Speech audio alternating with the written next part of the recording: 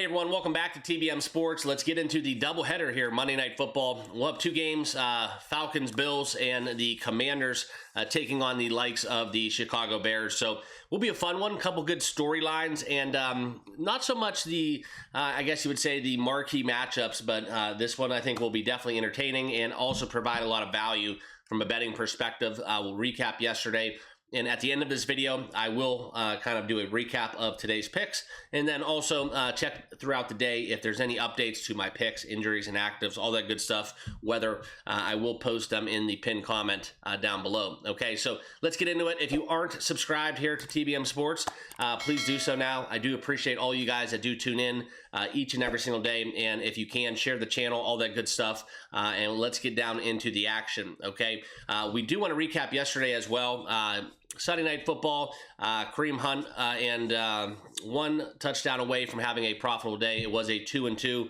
It was always the Chiefs, so kind of a push there on Sunday night with the best bets. Also, we did go 6-2 in the full card in the NFL slate. With the Atlanta Falcons at a +5 price that I did give out yesterday, still currently pending, okay? But let's look into the first game, Buffalo and Atlanta. And guys, please remember, I'm going to be talking about a lot of stuff here in this video. My official best bets will be pretty much explained throughout the video, and I also will recap them in their entirety with the numbers at the end of the video, all right? Buffalo and Atlanta. This is the first game we have on the docket, and this is going to be kind of, in my opinion, a very good taste of kind of what we've seen in the past with certain pieces missing from certain teams. Also, I do think that we get a very strong showing from the Falcons here in this spot, coming off of a bye, and I know the Buffalo Bills 4-1 on the season. They do travel on the road. It's not necessarily a crazy hostile environment as if this was in Buffalo, and you know, for all things considered, I don't really think that stadium gets to. I wouldn't put it up as high as I think the TV puts it, gives it respect, and that's kind of nothing against Bills Nation and Bills Mafia, but just kind of my 2 cents with the NFL. Their new stadium, I hope, does give them a little bit more of an edge, but that's kind of off topic. Let's get back. Let's get back into the game. Bills Falcons. I think this one is the Falcons, right? I think I'm taking a home team +5 off a bye. I do like the narrative here. And I think it's going to be something where the Falcons defense does come into a very strong spot here for me. If you look at them right now, both of these defenses play kind of exceedingly well. Offensively, you look at the Bills, 3rd in the NFL, and the Falcons, they do rank 1st on defense in first downs allowed, also passing yards, and middle of the pack rushing yards, yards per play. They are tied for 4th. They do force a lot of turnovers. So there are a lot of things defensively, and also they do get to the quarterback, as we all know. So I kind of like this from a standpoint where, for me, it sets up as a great spot for the Falcons at home, okay? Defensively, I'm not too fond of the Buffalo Bills, and if we want to look at kind of what they do from a scoring perspective, they're averaging 22.6 points per game. That's pretty much the bottom half of the NFL in terms of value. The one thing about this game, though, is Matt Milano is out for the Bills. That is a huge, huge issue, okay? It's kind of like the same thing within certain pieces on defense. When they're gone, it doesn't run right, okay? And I think they do struggle to stop the run when he is not in the game. It changes the whole dynamic of that Bills defense, and that's the only reason why I'm honestly not on the under here in this game. I think that we do see potential for an Atlanta Falcons team total going over. That is a bet that I feel very strongly about. If you wanted to kind of just take a different way of doing it, and also the kicking props for the Falcons as well, I do think are in a pretty good spot, okay? We saw a primetime game with the Falcons earlier on. I think it was against the Vikings, and you guys could see how that went dead under, okay? So maybe it's something about Penix and primetime, but over 1.5 touchdowns, I'm sorry, over 2.5 touchdowns at a -120 price is decent. I'm trying to find the actual game lines. It would be team props, and then we would go, yeah, here it is. Falcons points, okay? So the team total there for the Falcons, I do think that the over 21.5, if we could find this at a 20, I think this is a good avenue to go down if you do like the Falcons, but you're not comfortable with the points. If you do like the over, I would suggest doing this, because if the Falcons do score, this is going to be automatic, basically. I'm sorry, if they do win the game, this will be automatic, in my opinion. Okay, the Falcons need to score 24 to win the game. So a lot of people do like them outright. I do like them plus the 5 points. Full disclosure, this is why you basically have to, why I gave them out as a pick on Sunday. I like the Falcons at plus 5. I still like them at plus 3.5. You can find a 4 in the market. And I would take this pretty much all the way down to a plus 3.5. I like the Falcons, okay? I'm on the side of the Falcons. I could be wrong. A lot of people thought I was wrong yesterday with the Chiefs, but sometimes you just got to trust the numbers and the process, okay? Couple props I want to get into, right? I did talk about the Falcons being a play and also a lean towards the under, but we're going to talk Josh Allen touchdowns. He's due, okay? Plus 100 is fairly low for him. The one thing about the Atlanta defense is they pretty much do not give up rushing touchdowns or touchdowns in general. That's the only thing that does kind of give me a little bit of cause for pause. I think he will need to take matters into his own hands.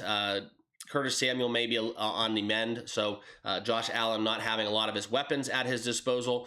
This is something where I do think that he has a very strong likelihood of going over and scoring a touchdown, because he has basically, like I said, failed in his last 3 or 4 games, and that's a kind of a big of a drought, all right? Jets, Dolphins, and Patriots, right? So 3 divisional opponents where he did not score a touchdown. Very shocking. So obviously James Cook, but there's really no value in that, in my opinion. So if you were going to play a touchdown in this game, the 2 guys for touchdowns, 3 guys, I should say, it's Bijan, it's Josh Allen, and it's Drake London, okay? And the reason why we're going to talk about Drake London is Darnell Mooney's out.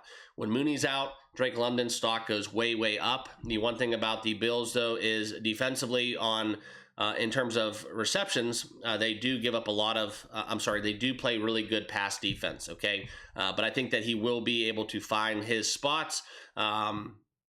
He will be the go-to guy there for the Falcons on offense. And I just don't like his number, over 5.5 at minus 158. Not too much variance, right? He needs 6, and that's just a lot of juice to lay. Although I do, like I did say, he will see an increase in targets, and he does do exceedingly well when Mooney is out. So if you wanted to go Drake London, I don't mind that. I just think that it's a touchdown look for him. He has had 3 touchdowns on the year. He did score last week, and that's something that I would look at plus 140, okay? But the one guy in specific, Bijan Robinson, he's been an absolute freak recently, and I think that you can look into just touchdowns for him. I mean, look at the market, minus 170. 3 of his last 5 games, he has 4 on the season.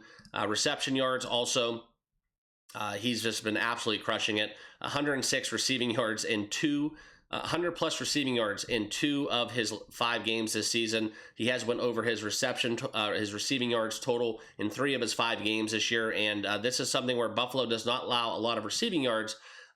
And that does also shrink towards the running back position. So not stocked down on Bijan. I am going to be having 1 bet with him officially. But I do think that this is just kind of right on the number. And it's a very huge number where if you wanted to back it, I would take the rushing receiving going over 110.5. It's a huge number. That's the only way that I would see betting this Bijan rushing or receiving.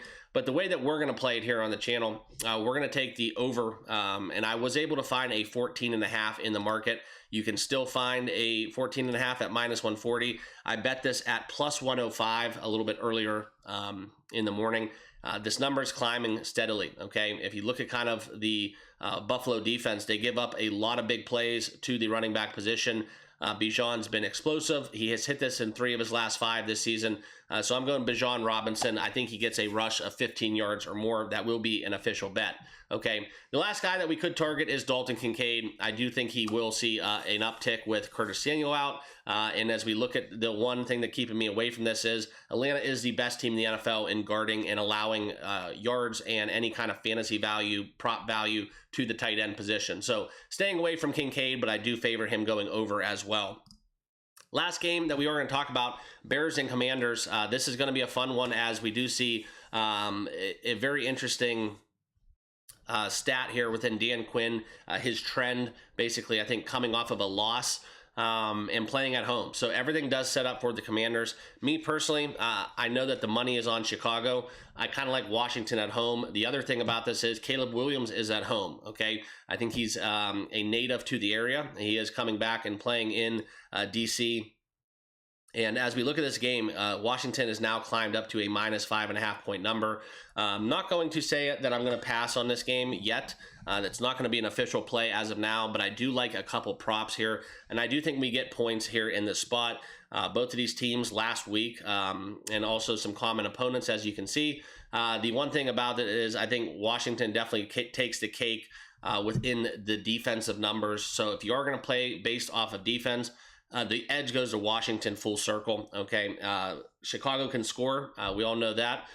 Ben Johnson and company, but the one thing is they almost have the bottom of the pack defense in points allowed. So I just like Washington here. I think that they're going to be able to score at will. Shade toward the over, and I could think that we might see a Caleb Williams dud outside of maybe the fact that he is playing at home and gets some Superman powers. I don't know. I like Washington, but it's not enough of a conviction for me to lay the 5.5.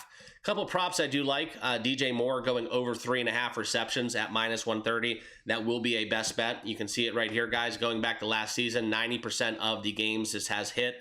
So I'm taking DJ Moore over 3.5 receptions at -130. He has barely got this margin, as he has had 9, 3, 5, 4, and 4 respectively. But as we talked about it, against the wide receiver position, Washington, that is one of kind of their, I guess you would say, human numbers that they do allow is to the receivers, okay? And we're going to stay there for another plus money bet.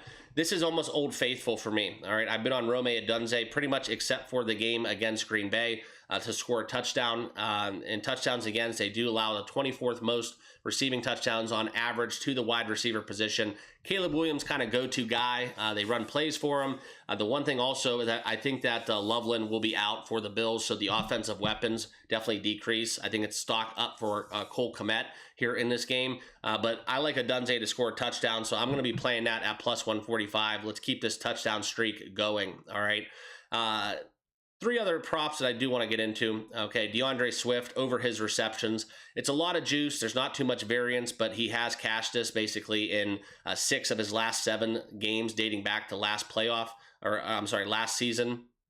And as we look at it, the best number available right now is -135 for DeAndre Swift. And if we do look at the receptions allowed, this number is very horrible in terms of the running back position. So that's one thing to keep in mind. But I do think that the Dan Quinn Falcons will, I'm sorry, not Dan Quinn Falcons, the Dan Quinn Commanders will be able to get pressure on Caleb Williams, and he will be looking for dump-offs. I do like this one quite a bit, some quick checkdowns, as he did have 6 targets last week.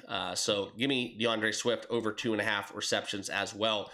The one running back for the Commanders that I think has been very much on the beneficiary side of Chris Rodriguez being out and them moving, Antonio Gibson also, just kind of some of the running back, shuffling that we have seen from the Commanders, but he has been absolutely incredible. If you want to find him scoring a touchdown, it's -120. Chicago against running back position allow pretty much the dead last, third to last from the bottom. Fourth from the last spot in allowing any kind of touchdown to the running back position, okay? The one thing about him, though, is his potential for longest rush. You see this here at 15.5. He's hit this in 3 of the 5 games this season. I do like this one a little bit. And also his rushing receiving going against the Chicago Bears. I think he will be a feast and famine kind of performance where it's either going to be an explosive breakout game or it's going to be kind of a dud. So if you do like Ja'Cory Krosky Merritt, this is kind of where I see him going over a lot of his props, the rush yards. I also like him. 69.5 has moved a lot. This was at 67.5, but I still like it up to 70 if you do want to take his rushing yards, his longest rush. And for me, guys, this won't be an official play, but I do favor Ja'Cory Krosky Merritt quite a bit.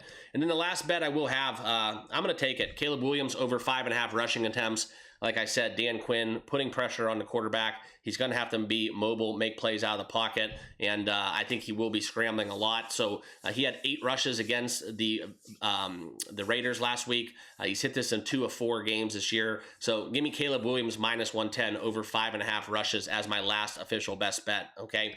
Quick recap, guys. I'll do that right now. If you haven't liked and subscribed to the channel, please do so. Let's keep it going here in the NFL. But the best bets, like I said, we locked in Atlanta +5 yesterday. Bijan Robinson, longest rush over 14.5 at, I got it at a +105 price. Whatever you guys want to take it at is fine. I like that. DJ Moore, we're going to go over 3.5 receptions.